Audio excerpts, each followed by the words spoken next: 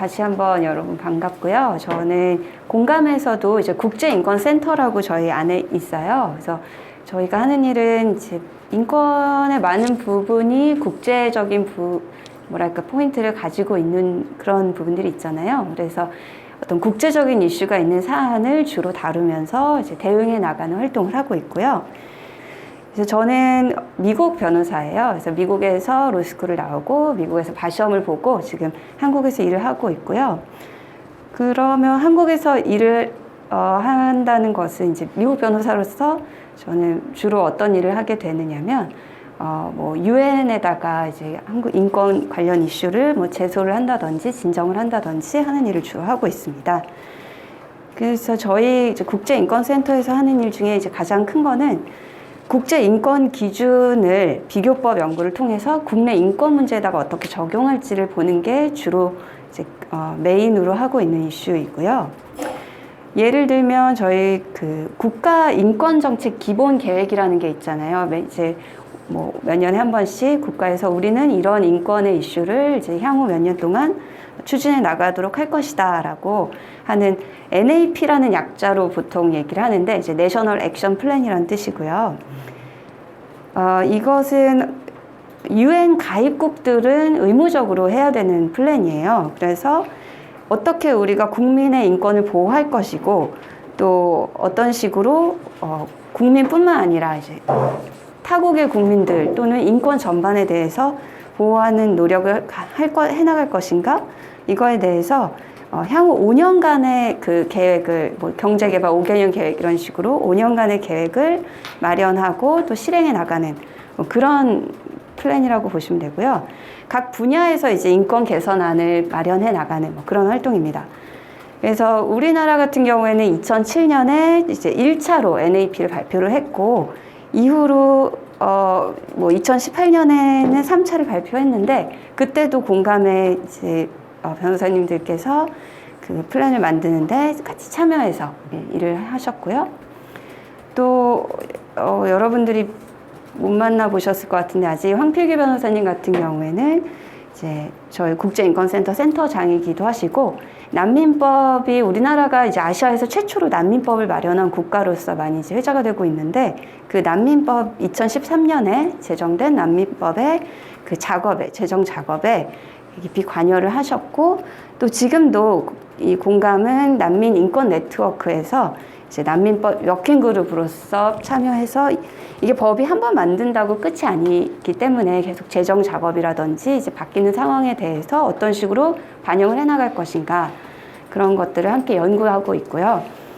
작년에 예멘 난민 제주도 예멘 난민 사태로 많은 국민들이 난민법에 대해서 이제 관심도 높아지고 또 이해도도 또는 오해도도 많이 높아졌다고 보이는데 이제 그런 부분에 있어서 지속적으로 대외적으로 알리는 활동 또 개선하는 작업 이런 것들을 하고 있습니다.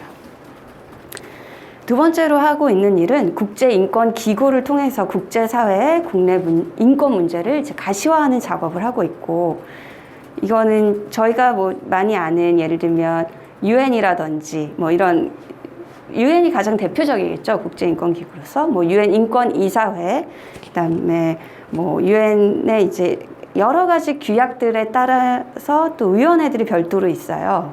예를 들면 자유권위원회, 또 여성차별철폐위원회, 사회권위원회, 인종차별철폐위원회 이런 식으로 많은 위원회들이 있는데 여기에서 또 그 국가별로 이 분야의 인권 상황이 어떤지를 몇 년에 한 번씩 정례적으로 검토를 하는 이런 그 과정이 있는데요. 여기에 조약에 사인을 하게 되면 이제 참여를 해야 되는 의무가 발생을 하고 공감은 시민사회의 일원으로서 이 프로세스에 함께 참여하는 역할을 하고 있습니다. 그래서 이게 구체적으로 우리가 어떻게 참여를 하고 있는지는 이따가 자세히 들여다보면서 좀 더 말씀을 드리도록 하겠습니다. 그리고 이제 많은 위원회에 있는 특별 보고관들이 이제 어떻게 보면 현장의 상황을 알기 위해서 국가에 방문을 하고 또 많은 상황들을 둘러보고 하는데 그럴 때 이제 공식 방안 일정 관련해서 NGO들과 함께 활동을 하고 있습니다. 세 번째로 국제연대를 통한 범국가적 사안의 공동 대응과 해결책 모색. 이게 좀 말은 거창한데 쉽게 말해서 우리나라에서만 해결할 수 없는 국제적인 이슈에 대해서 예를 들면 뭐 피해자와 가해자가 다른 나라에 이렇게 각각의 나라에 존재한다든지 이런 경우에 함께 그 해외에 있는 단체들과 힘을 합해서 일을 해 나간다고 이해를 하시면 될 것 같고, 굉장히 많은 인권 단체들의 네트워크가 있어요. 저희가 보통 어디 일을 하게 되면 공감이 단독으로 일을 하는 경우보다는 뭐 다양한 뭐 참여연대든 또는 뭐 관련된 활동을 하는 시민사회 단체들이랑 또 국내뿐만이 아니라 국제적으로 있는 단체들이랑 함께 이제 힘을 합쳐서 일을 하고 있고, 저희가 주로 그래서 굉장히 많은 모든 분야에 예를 들면 아시아 공익인권법 네트워크 이런 게 있고, 또 해외 한국 기업에 대한 어떤 그 인권 침해 실태 조사를 하는 네트워크가 있고, 또 뭐 난민 이슈에 대해서 대응하는 네트워크, 또 이주민 네트워크, 뭐 이런 굉장히 다양한 네트워크에 속해서 함께 활동을 하고 있습니다. 그 작년 2019년 같은 경우에 국제인권센터에서는 주요 활동으로 무엇이 있었냐면 이제 국제법과 비교법 연구조사 시스템을 구축해서 이제 운영을 하고 있습니다. 예를 들면 외국법 자문 법률 사무소 협회라는 게 있는데, 이제 쉽게 말해서 저 같은 외국 변호사들이 한국에서 해외법 자문사로 일을 하고 계신 분들이 있는데, 그분들의 이제 뭐랄까 모임이라고 보시면 되는데, 이분들하고 협업하는 게 굉장히 좋은 게 뭐 해외 법 리서치 같은 경우 이 본사 뭐 우리나라에 지사가 있는 외국 로펌이 본사를 통해서 그 예를 들면 멕시코라고 한다면 저희가 여기서 멕시코의 그 자료를 수집하기가 쉽지는 않잖아요. 그런 경우에 이제 멕시코 본사에서 그 로펌에서 이제 조사를 그 프로보노로 진행을 하고 그 결과를 저희에게 공유해주고 뭐 이런 식으로 많이 활동을 하고 있고, 또 이외에 세계 한인 변호사회라는 또 단체가 있어요. 이제 여러분들도 이제 변호사가 되고 나시면 어떻게 보면 세계 한인 변호사회 일원이 되시는 건데, 이분들이 또 다양하게 뭐 프로보노 활동도 같이 하시고 또는 뭐 이런 어떤 사안이 있을 때 함께 힘을 합쳐서 일을 할 수 있는 그런 중요한 자원이 되고 있습니다.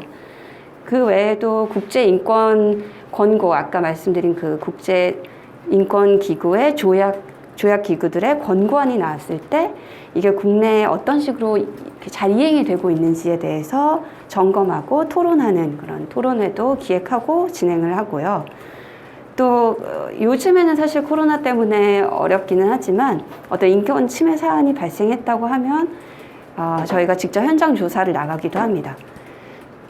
그 외에 또 뭐 아시아 내에서 특히 그런 얼마 전에도 LG화학이 인도에서 폭발 사고가 있었잖아요. 근데 그런 경우에도 이 이슈가 사실 피해자가 우리나라에 있지 않기 때문에 이 이슈가 사회적으로 뭐 잠시 주목받다가 금방 또 사라지기도 하고, 그런 문제에 대해서 이제 계속 끝까지 붙잡고 가는 뭐 그런 대응 활동들을 하고 있고요. 이 부분도 이따가 좀 더 자세히 보도록 하겠습니다. 이외에 또 뭐 황필기 변호사님 같은 경우에는 서울대 법전원에서 이제 국제인권 클리닉 강의도 진행을 하고 계시고요. 올해는 저희는 이제 사실 되게 많은 행사들이 계획이 되어 있었어요. 특히 국제인권센터다 보니까 뭐 아시아 프로보노 뭐 단체들의 뭐 세미나라든지 이런 것들이 매년 있는 세미나들이 있는데, 이런 것들이 지금 다 줌으로 이제 대체가 되고 있고, 뭐 장단점이 있는 것 같지만 어쨌든 저희는 주로 하는 것들은 이런 함께 일할 수 있는 어떤 플랫폼을 만들고 또 계획을 세워서 진행을 시켜 나가고 그런 일들을 주로 하고 있습니다.